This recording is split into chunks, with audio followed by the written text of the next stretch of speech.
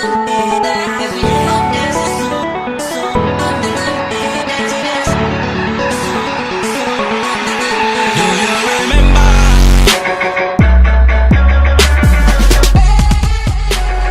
Function அப்படிங்கிறத பற்றி பார்ப்போம்.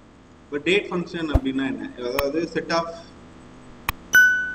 டிஃப்ரெண்ட் கைண்ட் ஆஃப் டேட்டா வச்சு டேட்டு எப்படி கொண்டு வருது அப்படின்னு பார்ப்போம். அப்போ டிஃப்ரெண்ட் கைண்ட் ஆஃப் டேட்டானா அதுக்குள்ள என்ன இருக்கணும்னா இயர், மந்த், டே அப்படிங்கிறது இருக்கும். ஃபர்ஸ்ட் அதோட சின்டாக்ஸ் எப்படி இருக்கணும் அப்படிங்கிறத நம்ம பார்ப்போம். அதுக்கப்புறம் வந்து எப்படி அப்படிங்கிறத பார்ப்போம். இப்போ இங்கே பாருங்க, ஈக்குவல் டு டேட், ஃபர்ஸ்ட் வந்து இயர் இருக்கணும், அப்புறம் மந்த் இருக்கணும், அப்புறம் டே இருக்கணும். இப்போ நான் ஒரு ஏற்கனவே நான் உங்களுக்கு ஒரு எக்ஸாம்பிள் போட்டு வச்சிருக்கேன், டே, மந்த், இயர் அப்படின்னு வச்சிருக்கேன். அதில் வந்து டேட் வந்து நம்ம அதில் இருந்து பண்ண போகிறோம். ஃபர்ஸ்ட் வந்து டேட் ஃபங்க்ஷனுக்கு ஃபர்ஸ்ட் கொடுக்கக்கூடியது இயர், அதாவது E4, அப்புறம் D4, அப்புறம் C4. இதுதான் வந்து நான் இங்கே கொடுத்துருக்கேன். இங்கே நம்ம என்ன பண்ணணும்னா நம்மளுக்கு எந்த மாதிரி வேணும், ஃபார்மெட் நம்மளுக்கு எந்த மாதிரி டேட் ஃபார்மெட் வேணும் அப்படின்றத நம்ம இங்கே செலக்ட் பண்ணிக்கணும்.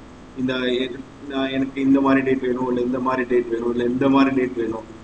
டேட்டு மந்த்துனா JAN 2015 அந்த மாதிரி வேணும் அப்படின்னா நம்மளுக்கு எந்த மாதிரி வேணும் அப்படிங்கிறத நம்ம செலக்ட் பண்ணி இங்கே வச்சுக்கலாம்.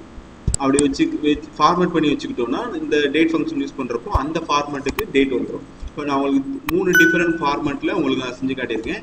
இதே மாதிரி நீங்களும் முயற்சி செஞ்சு பாருங்கள்.